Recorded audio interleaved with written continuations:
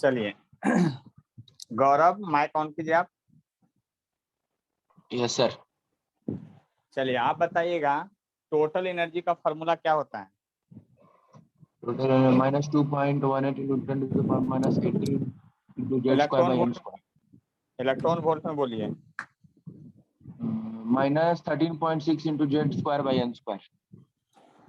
ठीक है, और वेव नंबर का formula? Wave number 1 by wavelength. अच्छा अच्छा, yes sir yes sir. 1.097 into 10 to the power 7 into z square into 1 by n1 square by 1 by n2 square। ठीक है, याद है। चलिए आप माइक ऑफ कीजिए। चलिए अब आगे देखते हैं क्या है। देखिए फॉर्मूला तो हम लोग देख लिए थे, इसमें एक टर्म और है, उस बात को समझने की कोशिश करेंगे। हम लोग फ्रीक्वेंसी जो इमिट फोटोन जो फ्रीक्वेंसी करता है वो भी हम लोग देख चुके थे। तो देखिए यहाँ पर अब आगे जो है उसको बात समझने की कोशिश कीजिएगा। यहाँ पर दो तरह का फ्रीक्वेंसी होता है, जरा ध्यान से देखिएगा। ये क्वेश्चन कॉम्पिटिटिव एग्जाम में आया हुआ है और आपके असाइनमेंट जो दिए हैं उसमें भी है। अगर इलेक्ट्रॉन हायर ऑर्बिट से लोअर ऑर्बिट जंप करता है तो यहाँ से जो एनर्जी रिलीज होता है वह एनर्जी फोटोन के रूप में यूज होता है, फोटोन के टर्म में रिलीज होता है। और उस फोटोन का जो फ्रीक्वेंसी है, यानी उस फोटोन की जो फ्रीक्वेंसी है उसका फॉर्मूला है 3.29 into 10 to power 15 Z square 1 by n1 का स्क्वायर -1 बाई n2 का स्क्वायर हर्ज में। इस बात को याद कर लीजिए। यानी कि सिंपली कह सकते हैं फ्रीक्वेंसी ऑफ इमिटेड फोटोन जो है, आप लिख सकते हैं frequency of emitted photon. Emitted photon जो है, फ्रीक्वेंसी ऑफ इमिटेड फोटोन जो है वो आपका directly proportional sorry inversely proportional है एन स्क्वायर। एन क्या जहां है? प्रिंसिपल क्वांटम नंबर है। एन क्या है जहां? प्रिंसिपल क्वांटम नंबर है। अब दूसरा टर्म एक और फ्रीक्वेंसी की बात करते हैं। मान लिया जाए ये आपका ऑर्बिट है जिसके चारों तरफ इलेक्ट्रॉन घूम रहा है। तो इलेक्ट्रॉन घूम रहा है तो इसका टाइम पीरियड होगा, यानी हम निकालना चाहते हैं time period of revolving electron. तो टाइम पीरियड का फॉर्मूला क्या होता है? Total distance covered 2 pi R by velocity. देख लीजिए 2 पाई आर बाई वेलोसिटी। तो यहां से टाइम पीरियड होगा 2 पाई आर। आर का वैल्यू है 0.529 एंगस्टन में, यानी 10 to power -10 N square by Z. N square by Z 2 pi R हो गया। अब वेलोसिटी का वैल्यू वहां पुट कीजिए। जब वेलोसिटी का वैल्यू नीचे पुट कीजिएगा तो 2.18 into 10 to power 6 Z by N. तो एन जेड बाई एन है तो एन चला जाएगा ऊपर। यानी कि आप टाइम पीरियड का फॉर्मूला लिख सकते हैं सिंपल वे में। अगर इसको भी ऊपर ले जाइएगा तब देख लीजिए आपका 2 पाई इंटू 0.529 बाई 2.18 इंटू आपका जो हो जाएगा ये एन ऊपर जाके N cube by Z square. और देखिए ये पावर ऊपर चला गया तो 10 टू पावर -16। देख लीजिए ध्यान से 10 टू पावर -16 हो गया। आप यहाँ से डिवाइड करके कटवा भी सकते हैं, लेकिन 2 है लगभग, पाई है तो आपका 1.5 के आसपास आ जाएगा। इस सबको गुना कीजिएगा तब टाइम पीरियड। यानी कि आप सिंपली अगर लिखते हैं तो फ्रीक्वेंसी एक टर्म है, फ्रीक्वेंसी ऑफ रिवॉल्विंग इलेक्ट्रॉन।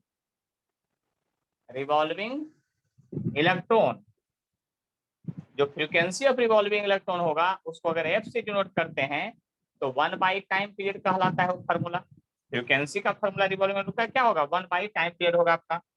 तो वो frequency equal to 1 by time period कीजिएगा तो ये सब नीचे चला जाएगा और हो जाएगा 2.18 ऊपर जेड स्क्वायर भी हो जाएगा और 10⁻16 हो जाएगा प्लस में, क्योंकि नीचे से ऊपर जाएगा तो, और ये सबको मल्टीप्लाई कर लेंगे तो ये देखिए क्या होगा 9 दूनी 18, 5 दूनी 10 इतना पाई और n क्यूब हो जाएगा। देख लीजिए ध्यान से। अब लगभग ये 3.14 है, इससे डिवाइड किया तो 1 से कम आएगा, यानी कि ये 3.14 से जब इसमें डिवाइड कीजिएगा तो फ्रीक्वेंसी जो हो जाएगा आपका 10⁻15 अगर कर देते हैं इसको तो 21 में 3 से डिवाइड कीजिए तो लगभग 7, यानी कि अप्रोक्स में 7 into 10⁻15 Z square by n cube आएगा। और फ्रीक्वेंसी ऑफ रिवॉल्विंग इलेक्ट्रॉन तब तो फ्रीक्वेंसी ऑफ रिवॉल्विंग इलेक्ट्रॉन जो होगा, revolving electron in orbit directly नहीं inversely proportional to n cube होगा। देख लीजिए ध्यान से। और यह दोनों ही क्वेश्चन नीट एग्जाम में आया हुआ है, दोनों ही क्वेश्चन आया हुआ है। आप लोग कंफ्यूज कर जाते हैं, उस कंफ्यूजन से बचने के लिए हम आपको क्लियरली बता दिए हैं। देखिए ध्यान से, ये फ्रीक्वेंसी ऑफ इमिटेड फोटोन, यानी कि जब इलेक्ट्रॉन हायर ऑर्बिट से लोअर ऑर्बिट में जंप करेगा तो जो एनर्जी निकलेगा उस एनर्जी के फोटोन की फ्रीक्वेंसी जो है इनवर्स स्क्वायर होगा क्या आपका प्रिंसिपल क्वांटम नंबर का। लेकिन इलेक्ट्रॉन जो इसमें घूम रहा है उस इलेक्ट्रॉन का फ्रीक्वेंसी ऑफ रिवोल्यूशन जो होगा वह होगा 1 बाई n क्यूब। देख लिए ध्यान से। और कोई कंफ्यूजन हो, कोई प्रॉब्लम है तो हमको जल्दी से बोलिए, फास्ट में एकदम। प्रियांशी समझ में आ गया है? देख लीजिए क्लियरली, एकदम समझ लीजिए। तो हम आपको ये भी पूछेंगे कि फ्रीक्वेंसी ऑफ फोटोन जो है प्रिंसिपल क्वांटम नंबर पर किस प्रकार डिपेंड करता है। तो फ्रीक्वेंसी ऑफ फोटोन जो होता है 1 बाई n स्क्वायर पर डिपेंड करता है। बोलेंगे फ्रीक्वेंसी ऑफ रिवॉल्विंग इलेक्ट्रॉन जो है किस प्रकार डिपेंड करता है, तो 1 बाई n क्यूब पर आपका क्या करता है, वो डिपेंड करता है। तो आपके पास जो फार्मूला हो गया लर्न करने लायक, वो मैं फार्मूला को एक बार फिर से लिख देता हूं। आप कौन कौन से फार्मूला याद रखेंगे कि आपको कष्ट नहीं होगा। तो उसके पहले थोड़ा सा और एक थ्योरी बचा हुआ है जिसको कहते हैं हाइड्रोजन स्पेक्ट्रम। नाम सुने होंगे केमिस्ट्री में भी आप लोग, है ना, हाइड्रोजन स्पेक्ट्रम। स्पेक्ट्रम मतलब लाइट होता है। क्या होता है आपका? लाइट होता है। और वही हाइड्रोजन स्पेक्ट्रम की बात करना है। क्या? हाइड्रोजन स्पेक्ट्रम की बात करना है, उसको ध्यान से समझ लीजिएगा अच्छी तरह से। देखिए हाइड्रोजन स्पेक्ट्रम की बात करते हैं। हाइड्रोजन स्पेक्ट्रम, स्पेक्ट्रम देखिए हाइड्रोजन स्पेक्ट्रम में क्या होता है वो बात समझ लीजिए। देखिए सबसे पहले मैं यहाँ जो हूँ, देखिए ध्यान से, एक बना रहे हैं। पहला ऑर्बिट है, दूसरा ऑर्बिट है, तीसरा ऑर्बिट है, चौथा ऑर्बिट है, पांचवा ऑर्बिट है, छठा ऑर्बिट है, इस तरह से। और आपके बुक में जो बनाया रहता है, देखिए क्या रहता है, इसी तरह से बनाया रहता है, लेकिन यहाँ से ऐसे तिरछा मिटा दिया जाता है और तब आपको लगता है कि अलग डायग्राम है। अलग डायग्राम नहीं है, वही डायग्राम है, ध्यान से समझ लीजिएगा। एक्चुअली यहाँ से क्या करते हैं हम लोग, ऐसे बना देते हैं लाइन को और यहाँ से ऐसे लगता है वी शेप का है। ये ऑर्बिट की संख्या है। और यहाँ ऑर्बिट जो है n इक्वल टू 1 है, ये n इक्वल टू 2 है, ये n इक्वल टू 3 है, ये n इक्वल टू 4 है, ये n इक्वल टू 5 है, ये n इक्वल टू 6 है। और फिर लास्ट में है, दिखा दिए हैं n equal to infinity. Last में n इक्वल टू क्या दिखा दिए? इंफिनिटी है। तो स्पेक्ट्रा मतलब लाइट होता है। क्या होता है? लाइट होता है। तो कहने का मतलब ये हुआ कि यदि इलेक्ट्रॉन कहीं से जंप करे, इलेक्ट्रॉन कहीं से जंप करे और जंप करने के बाद सीधा 1 पर आ जाए, इलेक्ट्रॉन कहीं से जंप करे और वहां से जंप करने के बाद सीधा वो 1 पर आ जाए, कहीं से भी जंप करे, मतलब कि समझ लीजिए कहीं से भी जंप करे और सीधा 1 पर आ जाए, n = 1 पर, तो इसका एक स्पेक्ट्रम का जो रेंज होगा वो बिल्कुल अलग होगा। अगर वो कहीं से जंप करे और सीधा 2 पर आ जाए, कहीं से भी जंप करके कहाँ जाए, सीधा 2 पर आएगा, तो इसका रेंज का स्पेक्ट्रम अलग होगा, नहीं लाइट जो होगा अलग होगा, फोटोन का फ्रीक्वेंसी अलग होगा, फोटोन का वेवलेंथ होगा, सब कुछ। कहीं से जंप करे आपका 3rd पर आके रुक जाए सीधा, कहीं से भी जंप करे सीधा 3rd पर रुक जाए, फिर इस तरह से हो सकता है कहीं से भी जंप करे सीधा 4 पर आके रुक जाए, ऐसा भी हो सकता है। बस समझ लीजिए, देख लीजिए, और कहीं से भी जंप करें सीधा आपका 6 पर आके रुक जाए, कहीं से भी जंप करें। तो इस तरह से आप स्पेक्ट्रम को दिखा सकते हैं। या दूसरा व्यू में कैसे दिखा सकते हैं वो देख लीजिए। दूसरा व्यू आप दिखा सकते हैं, सेकेंड और करके मैं लिख देता हूं, यहाँ पर आप ऐसे दिखा सकते हैं। मैं इधर बना देता हूं पिक्चर डायग्राम को। दूसरा पिक्चर इस तरह से, ये n = 1 है, ठीक है, फिर ये n = 2 है, फिर ये n = 3 है, फिर ये n = 4 है, फिर ये n = जो है आपका 5 है, फिर n = 6 है, और यहाँ पर n = infinity है। देखिए सबसे पहले एक बात और समझ लीजिए, ये एनर्जी जो इधर दिखाएंगे, एनर्जी जो होगा ये इलेक्ट्रॉन वोल्ट में होगा, किसमें होगा, इलेक्ट्रॉन वोल्ट में होगा। यानी यहाँ से एनर्जी भी दिखा रहे हैं, ये दोनों पिक्चर एक ही हैं। यहाँ पर स्केलिंग मेजरमेंट थोड़ा किए हैं और यहाँ पर ऑर्बिट पर ही है, ये भी ऑर्बिट है उसी तरह से। अब यहाँ पर भी इलेक्ट्रॉन कहीं से जंप करे और सीधा 1 पर आ जाए, कहीं से भी जंप करके सीधा 1 पर आ जाए, तो देख लीजिए ध्यान से, कहीं से भी जंप करे सीधा 1 पर आ जाए, तो ये भी एक लाइन हो गया, सीरीज हो गया। कहीं से भी जंप करे सीधा 2 पर आ जाए, तो ये भी एक तरह का सीरीज है। कहीं से भी जंप करे सीधा 2 पर आ जाए, फिर कहीं से भी जंप करे सीधा कहाँ जाए, 1 पर आ जाए, सॉरी 3 पर, ये भी एक तरह का सीरीज है।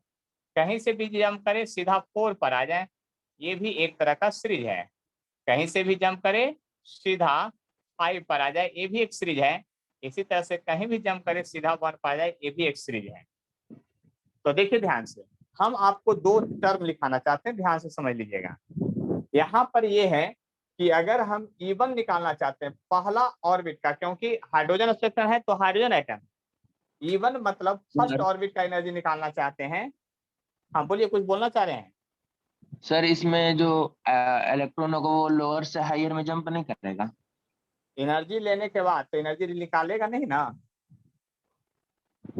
यहाँ हाइड्रोजन स्पेक्ट्रम लाइट निकाल रहा है, तो हम क्या बोले थे, याद कीजिए कि इलेक्ट्रॉन अगर एनर्जी लेता है तो लोअर से हायर जाता है, एनर्जी लेगा, और लेने के समय वो किसी तरह का एनर्जी ले सकता है आपका, वह ले सकता है heat energy, electrical energy, chemical energy, etc। But ये जब जंप करेगा हायर से लोअर, तो हर हाल में लाइट यानी फोटोन रिलीज करेगा।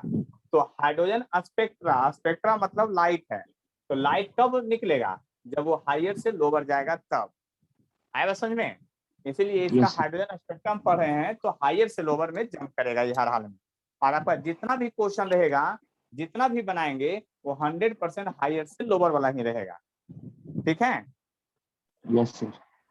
तो E1 मतलब फर्स्ट ऑर्बिट का एनर्जी निकालना चाहते हैं, तो फर्स्ट ऑर्बिट का एनर्जी क्या होगा, -13.6 जेड स्क्वायर, जेड का वैल्यू यहाँ 1 स्क्वायर होगा, और बाई n स्क्वायर, तो पहला ऑर्बिट है तो 1 का स्क्वायर, यानी -13.6 इलेक्ट्रॉन वोल्ट आ गया। हम सेकेंड का एनर्जी निकालना चाहते हैं उसी तरह से, तब -13.6 और कितना 2 का स्क्वायर। क्यों 2 का स्क्वायर, क्योंकि जेड तो 1 ही होगा हर हाल में, और अब सेकेंड ऑर्बिट का एनर्जी इसका निकालना चाहते हैं, तो आ जाएगा यहाँ -3.4 इलेक्ट्रॉन वोल्ट। उसी तरह से E3 का निकालना चाहेंगे, ये वैल्यू सब लोग को याद करना पड़ेगा। 3 का स्क्वायर कर लेंगे तो 9 से डिवाइड करेंगे इसमें, तो यह आ जाएगा -1.51 इलेक्ट्रॉन वोल्ट आ जाएगा। उसी तरह से E4 निकालेंगे तो -13.6 और बाई 4 का स्क्वायर करेंगे तो 16 से डिवाइड करना पड़ेगा, -0.85 इलेक्ट्रॉन वोल्ट आ जाएगा। E5 निकालेंगे तो -13.6 और आपको 5 के स्क्वायर से डिवाइड करना पड़ेगा, -0.54 इलेक्ट्रॉन वोल्ट आ जाएगा। और E6 का एनर्जी लेवल जो होगा -13.6 और बाई 6 का स्क्वायर कीजिएगा तो आएगा -0.34 इलेक्ट्रॉन वोल्ट आ जाएगा। ये सीरीज आपको पूरा एनर्जी याद करना पड़ेगा। यानी हम ये कहना चाहते हैं कि फर्स्ट ऑर्बिट का जो एनर्जी है -13.6 इलेक्ट्रॉन वोल्ट ऊपर लिखा हुआ है, सेकेंड ऑर्बिट का एनर्जी है -3.4 और थर्ड ऑर्बिट का एनर्जी है -1.51, फोर्थ ऑर्बिट का एनर्जी है 0.85, फिफ्थ ऑर्बिट का एनर्जी है 0.54 और सिक्स्थ ऑर्बिट का एनर्जी जो है -0.34 इलेक्ट्रॉन वोल्ट में है। ये आपको एनर्जी लेवल डायग्राम याद रखना पड़ेगा हर हाल में। इसका बहुत फायदा होगा, क्वेश्चन बनाते समय हम समझाएंगे अभी, लेकिन ये एनर्जी लेवल डायग्राम आपको याद करना पड़ेगा। वही एनर्जी लेवल डायग्राम यहाँ होगा। तो यहाँ तो देखिए सबको इक्वल इक्वल डिस्टेंस पर दिखा दिए थे। अब बताइए यहाँ गैप ज्यादा क्यों दिखाए? आपको लग रहा होगा कि सर यहाँ गलती से ज्यादा गैप कर दिए, फिर कम फिर कम फिर कम फिर कम। ऐसा कुछ नहीं किए हैं, यहाँ स्केलिंग मेजरमेंट करने की कोशिश की है, लेकिन 100% मेजरमेंट भी नहीं कर पाए हैं, क्योंकि उसमें पिक्चर बहुत गड़बड़ हो जाता है 100% में। तो कहिए कि क्यों नहीं 100% है? तो देखिए ध्यान समझिएगा, यहाँ का डिफरेंस आपका कितना है? लगभग 10.2 का है, यहाँ 1.9 का है। तो बताइए 10.2 इतना और 1.9 इतना गैप है। और उसके बाद अब देखिएगा गैप तो बहुत कम है, 0.7 का लगभग गैप है। तो अब उसके हिसाब से 0.7 के हिसाब से 10 ये तो और बड़ा होना चाहिए, और ज्यादा दूर पर होना चाहिए था स्केलिंग मेजरमेंट में। अब उसके बाद देखिएगा तो 0.2 कितना है, 0.3 का है, फिर 0.2 का है। तो गैप घटते जा रहा है, इसीलिए ये नजदीक नजदीक आते चला गया है। ऐसा नहीं सोचेंगे कि जैसे तैसे है, ये गैप यहाँ ज्यादा इसलिए ज्यादा दूर पर बना है, ये गैप कम है, ये गैप कम है, उसका गैप कम होते गया है। लेकिन उस हिसाब से भी हम गैप कम नहीं कर पाए हैं, क्योंकि नहीं तो फिर तुरंत सट जाता है। इसीलिए एनर्जी लेवल डायग्राम इस तरह से आपको लर्न करना पड़ेगा। अब देखिए प्रॉब्लम यहाँ क्या है, हाइड्रोजन स्पेक्ट्रम में यहाँ सीरीज लिख रहे हैं, ये सीरीज है और उसके बाद N1 है और उसके बाद N2 है और उसके बाद जो है, एक मिनट, हाँ उसके बाद जो है आपका यहाँ है, इस तरह से सीरीज मैं लिख रहा हूँ अब। और रेंज ऑफ वेवलेंथ, यानी रेंज है किसका, वेवलेंथ का, यानी किसमें जा रहा है स्पेक्ट्रम का, वो देखेंगे। देखिए पहला सीरीज जो है वो लाइमन कहलाता है, लाइमन सीरीज कहलाता है, सीरीज ऊपर लिखा हुआ है लाइमन सीरीज। फिर बामर है, मर सीरीज है, फिर पास्चन है, फिर ब्रेकेट है, फिर फंड है, फिर हम्फ्री है, हम्फ्री है। आपका जो सीरीज है उस सीरीज को मैं इस तरह से लिख देता हूँ, देखिए ध्यान से, चार्ट बना देते हैं अच्छा से, उसको सबको लर्न करना पड़ेगा आपको, है ना, क्योंकि इस चार्ट से आपको हर एक साल हर एक कंपटीशन में एक क्वेश्चन तो आना ही है। इस बार भी जेईई मेन में जितना सेट था सब में था ये सब क्वेश्चन, इतना से बन जाएगा। मतलब इस चार्ट पेपर को याद करने से कैसे बनेगा वो ध्यान से देखते हैं। देखिए लाइमन सीरीज इस पहला को कहते हैं, यानी आप यहाँ लिख भी सकते हैं, ऐसा नहीं है कि नहीं, यहाँ लिख दीजिए लाइमन, ये लाइमन सीरीज है, ये बामर सीरीज है, ये पास्चन है, ये ब्रेकेट है, ये फंड है, पी फंड ऐसे होता है लेकिन फंड है, और ऊपर वाला हम्फ्री है आपका। ऐसे भी यहाँ भी लिख दिए हैं तो आपको टेंशन नहीं है, वही है। तो लाइमन सीरीज में जो पहला होगा वो 1 होगा, यानी कहीं से कूदेगा तो 1 पर आएगा, लेकिन सेकेंड जो होगा 2 होगा, 3 होगा, 4 5 6 7 से इंफिनिटी तक होगा, 2 3 डैश डैश डैश। और बामर का 2 होगा और यहाँ 3 से चालू होगा, क्योंकि देख लीजिए अगर 2 पर कूद रहा है तो 3 से कूदेगा, 4 से 5 से, इस तरह से होगा। क्वेश्चन में 3 होगा और ये क्या होगा 4 होगा, 5 होगा और इस तरह से होगा। देख लीजिए ध्यान से, यहाँ 4 है, यहाँ क्या होगा 5 होगा, 6 होगा, इस तरह से होगा। बात समझ लीजिए, ये 5 है, ये 6 होगा, ये 7 होगा, देख लीजिए ध्यान से। और ये अगर 6 है तो ये 7 होगा, 8 होगा, इस तरह से। बात समझ में आ गया होगा हम क्या कहना चाह रहे हैं।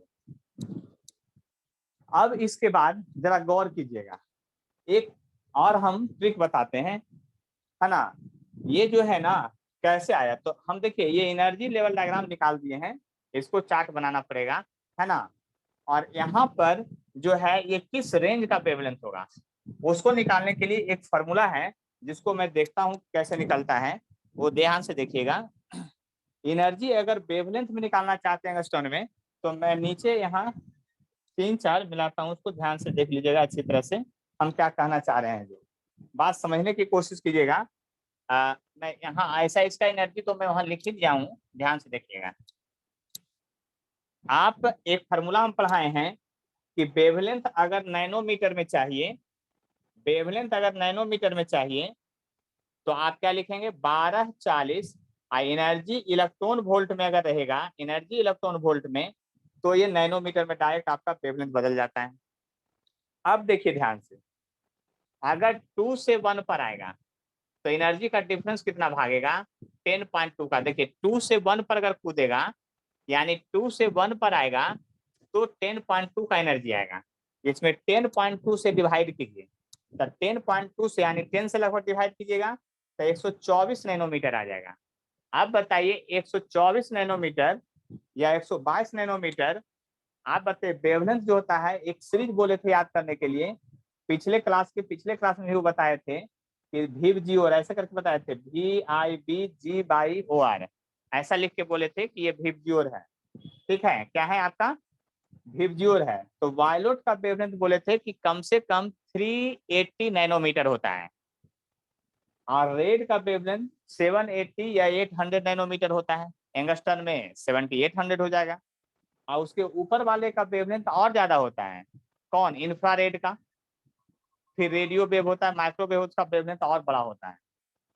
लेकिन वायलेट के नीचे जो अल्ट्रा वायलेट होता है ना, उसका वेवलेंथ और कम होता है, समझ लीजिए। और उसके नीचे फिर एक्सरे होता है, उसका वेवलेंथ तो 0.1 नैनोमीटर होता है, या 1 एंगस्ट्रॉन के बराबर हम होता है। तो आप बताइए यहाँ से जब 10.2 से डिवाइड कीजिएगा तब वेवलेंथ आएगा लगभग 124 नैनोमीटर। तो किस रेंज में ये रहना चाहिए लाइमन सीरीज का वेवलेंथ? विजुअल रीजन तो नहीं होगा, क्योंकि विजुअल रीजन में आपका विजुअल रीजन में क्या बोले यूवी थे, सर, वायलेट, यूवी वायलेट का सर। जो है यूवी अल्ट्रा वायलेट रेडिएशन, यानी कि अल्ट्रा वायलेट रेडिएशन में जाएगा। आप इसमें ज्यादा भी कर दीजिए, ज्यादा मतलब क्या, हम कह रहे हैं कि आप इन्फिनिटी से यहाँ पर कूदाइए, तो इन्फिनिटी से यहाँ पर जब ये जंप करेगा तो 13.6 एनर्जी रिलीज करेगा, क्योंकि यहाँ 0 होता है इन्फिनिटी का एनर्जी। इन्फिनिटी का एनर्जी क्या होता है आपका 0 होता है, तो वहां से जंप करेगा तो 13.6, तो 13.6 से डिवाइड करेंगे तो ये वेवलेंथ और छोटा हो जाएगा, 102 नैनोमीटर के आसपास आ जाएगा। तो 102 नैनोमीटर के आसपास आएगा तो क्या होगा यूवी रेडिएशन, यानी कि Lyman series always UV radiation के अंदर आएगा, आपको यूवी रेडिएशन आएगा, अल्ट्रा वायलेट रीजन आएगा। क्या आएगा, अल्ट्रा वायलेट रीजन में जाएगा। अब बामर सीरीज की बात कीजिए, बामर में कहा है कहीं से भी कूदे 2 पर आए, तो मान लिया कि यहाँ से कूदेगा, देखिए 1.51 से आपको 3.4 पर कूदेगा, तो यहाँ का डिफरेंस 1.9 आएगा। देख लीजिए ध्यान से, एनर्जी का डिफरेंस 1.9 आएगा। 1.9 आप 2 ही ले लीजिए, 2 से यहाँ डिवाइड कीजिए, तो 2 से डिवाइड कीजिएगा तो 620 नैनोमीटर आएगा, 620 नैनोमीटर आएगा, कम से कम 620 नैनोमीटर आएगा। और यहाँ से यहाँ तक कूटेगा तो 3.4, अगर इन्फिनिटी से यहाँ पर सेकंड पर जंप करेगा तो 3.4 इलेक्ट्रॉन वोल्ट का एनर्जी रिलीज करेगा।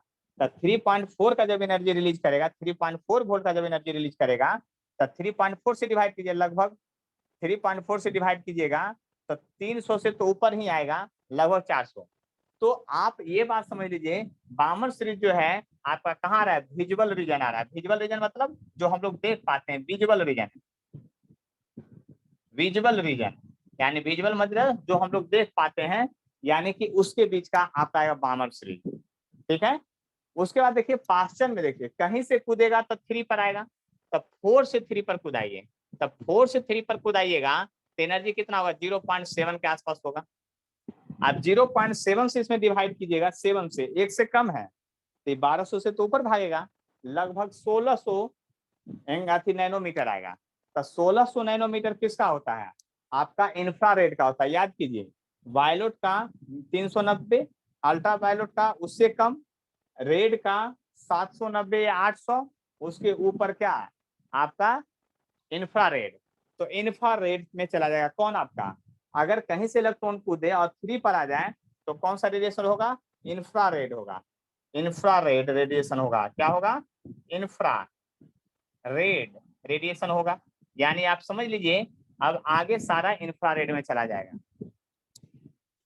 तो आज जो है आप बहुत इंपॉर्टेंट चीज सीखे हैं, बात समझ लीजिए ध्यान से, इंफ्रारेड रेडिएशन में चला जाएगा कौन, सारा। उसके बाद यानी कि आप समझ चुके होंगे, इसी को कहते हैं हाइड्रोजन स्पेक्ट्रम या energy level diagram. Energy level diagram भी बनाया हुआ है, और ये बोर्ड में आएगा तो 2 नंबर में आता है, ड्रॉ एनर्जी लेवल डायग्राम, और ये लिखना रहता है किस रीजन में जाएगा, ये लिखना रहेगा। आए बात समझ में। तो इस तरह से आप इसको जब स्टडी करेंगे तो वैल्यू भी याद करके रखना है। हम पूछेंगे अगले क्लास में कि आपका फर्स्ट लेवल का एनर्जी कितना होगा, सेकेंड का कितना होगा, थर्ड का कितना होगा, फोर्थ का कितना होगा, ये एनर्जी हम पूछेंगे बार बार। इस बात को समझ लीजिए, और इतना याद ही करके रखना है एनर्जी। और ये फॉर्मूला तो बिल्कुल नहीं याद भूलना है, क्योंकि और लेमडा अगर एंगस्ट्रॉन में चाहिए वेवलेंथ तो 1240 इलेक्ट्रॉन इन इलेक्ट्रॉन वोल्ट। बात वही है, देखिए कहीं 420 भी लिखा रहता है, हम भी लिखा देते हैं, कोई उससे ज्यादा कोई फर्क नहीं पड़ता है। यानी कि ये दोनों इतना आपको हर हाल में लर्न करके रखना है। ये हुआ एनर्जी लेवल डायग्राम। क्या हुआ आपका, एनर्जी लेवल डायग्राम या हाइड्रोजन स्पेक्ट्रम। अब बताइए सब जगह अलग अलग नहीं हाइड्रोजन स्पेक्ट्रम है क्या, यानी कि स्पेक्ट्रम में सब जगह रेंज अलग अलग है। देखिए ना, वो यूवी रेडिएशन का, विजुअल का है, इंफ्रारेड का है सब, और वेवलेंथ का रेंज भी सबका अलग अलग है। इसी को रिप्रेजेंट करना हम लोग क्या कहलाते हैं, हाइड्रोजन स्पेक्ट्रम इसको कहते हैं, ठीक है। एक और थ्योरी इसमें बचा हुआ है, उसको देख लेते हैं, ठीक है। तो इसको पहले मिटाते हैं, उसके बाद फिर आगे देख लीजिए ध्यान से, है ना, और आप लोग फिर अपना बना लेंगे। देखिए इसको लर्न करना ही पड़ेगा हर हाल में, आपको कोई उपाय नहीं है। क्वेश्चन अगर कंपटीशन में फास्ट बनाना है तो टेबल को, एनर्जी लेवल डायग्राम को, ये 2 फार्मूला को, और ये सब डिफरेंस वाला जो टर्म है सबको ध्यान से लर्न करना पड़ेगा, कौन सीरीज में कहां से है। और यहाँ इलेक्ट्रॉन ऑलवेज हायर से लोअर में ही जंप करेगा, क्योंकि फोटोन को रिलीज कर रहे हैं, निकाल रहे हैं। सारा फार्मूला फोटोन का रहेगा, या तो आपको कहेगा वेवलेंथ कितना का निकला, एनर्जी कितना का निकला, फ्रीक्वेंसी क्या हुआ, इसलिए सभी में इमिशन है। इसलिए इमिशन के लिए आपका यहाँ हर हाल में क्या है, आपको हायर से लोअर में ही जंप करवाना पड़ेगा इलेक्ट्रॉन को। एक है स्पेक्ट्रल लाइन है, ये क्या है, स्पेक्ट्रल लाइन है। नंबर ऑफ स्पेक्ट्रल लाइन किसको कहते हैं वो समझ लीजिए, number of spectral line, spectral line, number of spectral line क्या होता है। देखिए ध्यान से समझिएगा मेरी बात को अच्छी तरह से। अगर ये पहला ऑर्बिट है, ये फर्स्ट है यानी बराबर 1 है, उसी तरह से ये दूसरा ऑर्बिट है, ये तीसरा ऑर्बिट है ना। तो ये 1 2 3 है।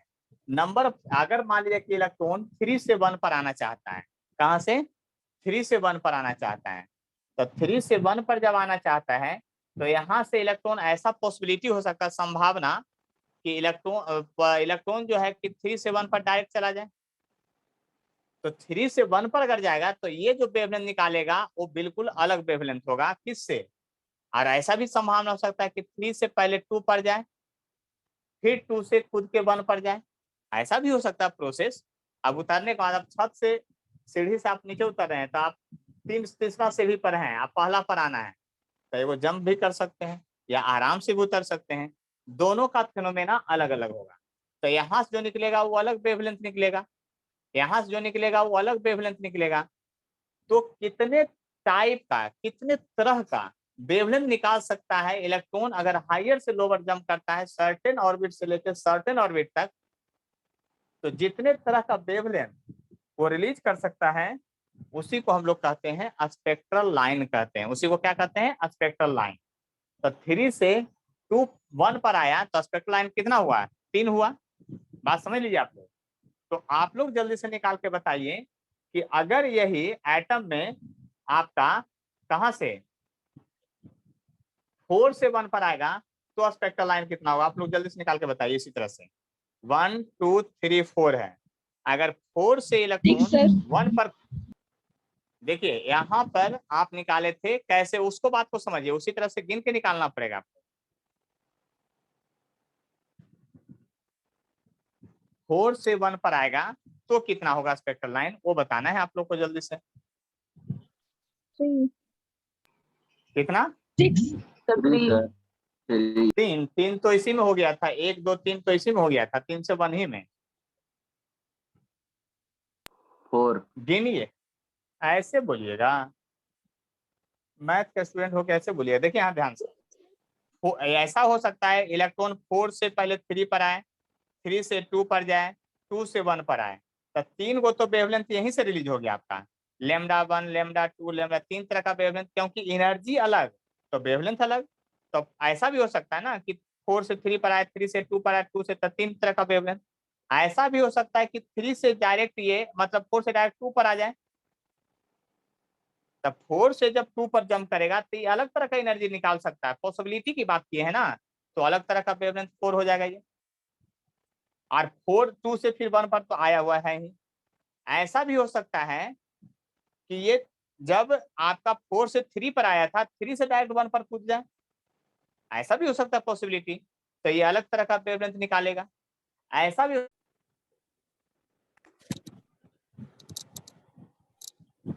देखिए यहाँ पर हम लोग देख रहे थे,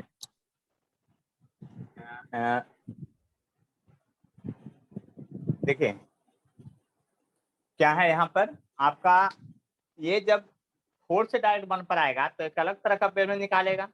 तो कितना तरह का वेवलेंथ निकाल सकता है देख लीजिए ध्यान से। आगे प्रोसेस समझ में कि आपको डायरेक्ट अंदाजे नहीं करना है। तो नंबर ऑफ स्पेक्ट्रल लाइन इस केस में कितना हुआ? देखिए जब आपका 3 से 2 पर आया, तो 3 से 1 पर आया, तो नंबर ऑफ स्पेक्ट्रल लाइन जो हो गया,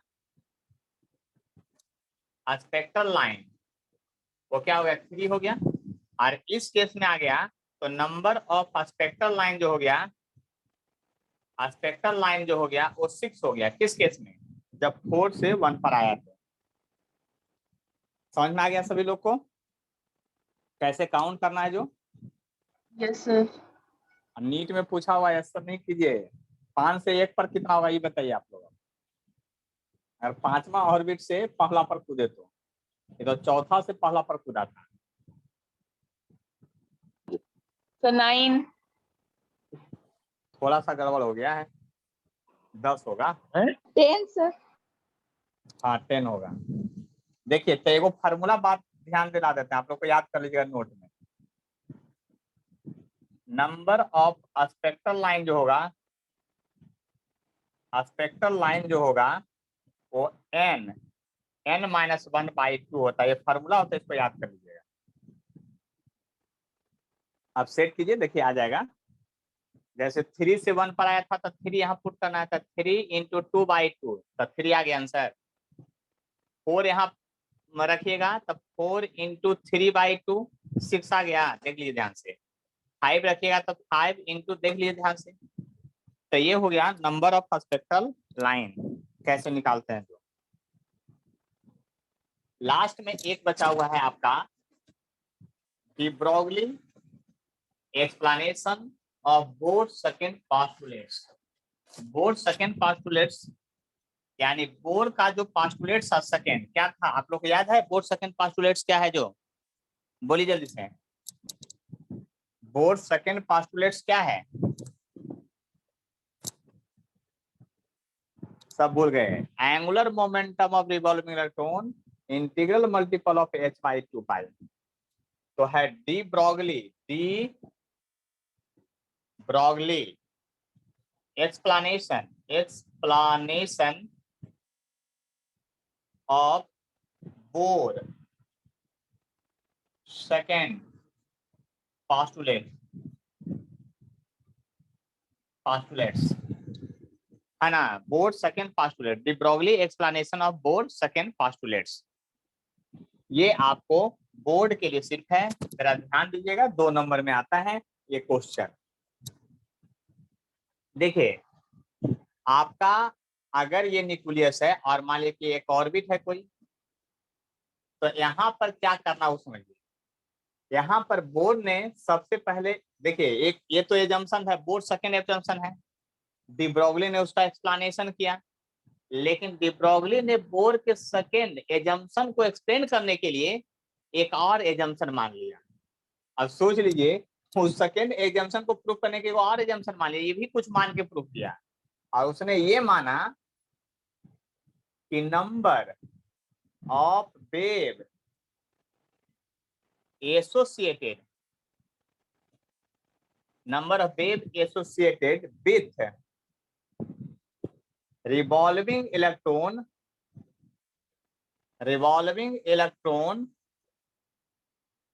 is equal to number of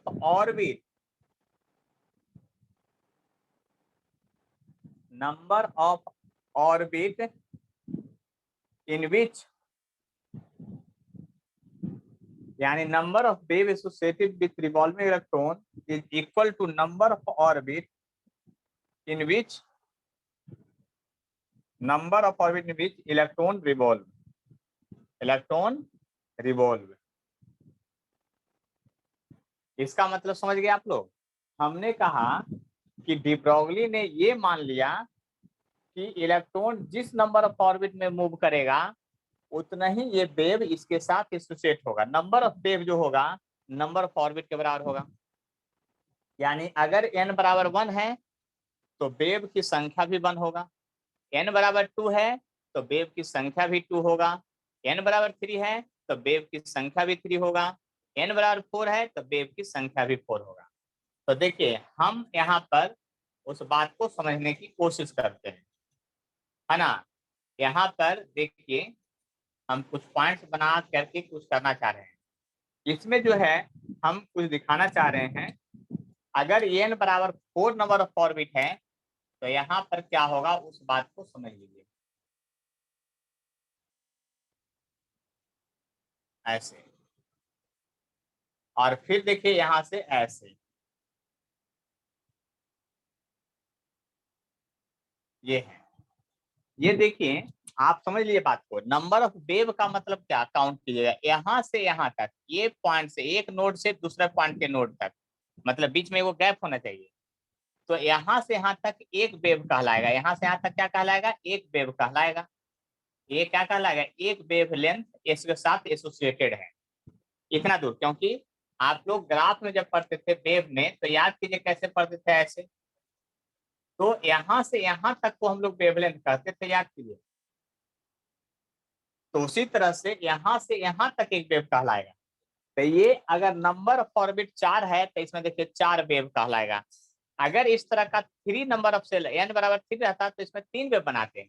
आप सॉल्यूशन किसी पर भी कर सकते हैं, हम 4 पर कर रहे हैं, आपको मन करे कि 3 पर करना है तो 3 को वेव इसमें दिखाइएगा, उससे कोई फर्क नहीं पड़ रहा है। और मान लेते हैं कि इस रेडियस जो है ऑर्बिट का r है, रेडियस ऑर्बिट का कुछ तो होगा ही, तो दैट मीन्स कह सकते हैं, पहली बात ध्यान से यहाँ पर क्या, कि आपका ये जो लेंथ होगा यानी सरकमफ्रेंस का जो लंबाई होगा, यानी 2 पाई r जो होगा n इंटू वेवलेंथ के बराबर होगा। देख लीजिए ध्यान से, यहाँ से यहाँ तक चलिएगा तो टोटल लंबाई क्या होगा, तो लिख लीजिए r जो है वह radius of orbit in which electron revolve, यानी रेडियस ऑफ ऑर्बिट है जिसमें इलेक्ट्रॉन क्या कर रहा है, रिवॉल्व कर रहा है r। ये बात हम कहना चाह रहे हैं। अब दूसरा बात देखिए, ये ऑर्बिट हो गया, r हो गया, और लेमडा जो है wave length of wave associated with revolving electron. Revolving electron के साथ जो है वेवलेंथ जो एसोसिएटेड है उसको हम लोग कहते हैं wavelength of wave associated with revolving electron है। बात समझ लीजिए, wavelength of wave associated with revolving electron है। अब आपको पता चल गया होगा कि यहाँ से जो टोटल सरकमफ्रेंस होगा वो क्या होगा, आपका 2 पाई आर होगा। 2 पाई आर, अगर ये वेवलेंथ नंबर ऑफ जो आपका ऑर्बिट है वो n है, तो नंबर ऑफ ऑर्बिट n है तो n वेवलेंथ होगा। हम क्या बोले कि नंबर ऑफ ऑर्बिट अगर n है तो n इंटू वेवलेंथ होगा। पहले तो ये बात समझ में आ गया। इक्वेशन पहला हम यहां से लिखते हैं, ऑल्सो डी ब्रॉगली वेवलेंथ जो होता है, डी ब्रॉगली वेवलेंथ लेमडा बराबर होता है h बाई पी या h by mass into velocity of revolving system, जो भी पार्टिकुलर, सॉरी। अब ये इक्वेशन सेकंड हो गया। From equation first and second से चलिए, जब फर्स्ट एंड सेकंड से चलिएगा तो क्या लिखेगा, 2 pi are equal to n, आइए डी ब्रॉगली वेवलेंथ के बदले h by mass into velocity कर दीजिए। तब मास इंटू वेलोसिटी को इधर ले आइए, मास इंटू वेलोसिटी और r को इधर रहने दीजिए, और n और ये h था और 2 पाई को नीचे लेके चले जाइए। यही तो एंगुलर मोमेंटम है mvr, यही एंगुलर मोमेंटम है। यानी angular momentum of revolving electron जो होगा, रिवॉल्विंग इलेक्ट्रॉन जो होगा L बराबर वो n और h बाई 2 पाई के इंटीग्रल मल्टीपल होगा। यही आपका बात, ये प्रूफ हो गया, एक्सप्लेनेशन हो गया यानी प्रूव्ड हो गया आपका। ये क्या हो गया, प्रूफ हो गया कि एंगुलर मोमेंटम रिवॉल्विंग इलेक्ट्रॉन जो होगा integral multiple of h by 2 पाई होगा। किन्हीं को कोई कष्ट है तो बोलिए, अब ध्यान से समझ लीजिए बात को, हम क्या कहना चाह रहे हैं, देख लीजिए, समझ लीजिए बात को। सब लोग को समझ में आ गया? प्रियांशी समझ में आ गया है? देख लिए ध्यान से। गौरव Yes, समझ sir. में आ गया है? सलोनी, Yes, sir. Anusha, Yes, sir.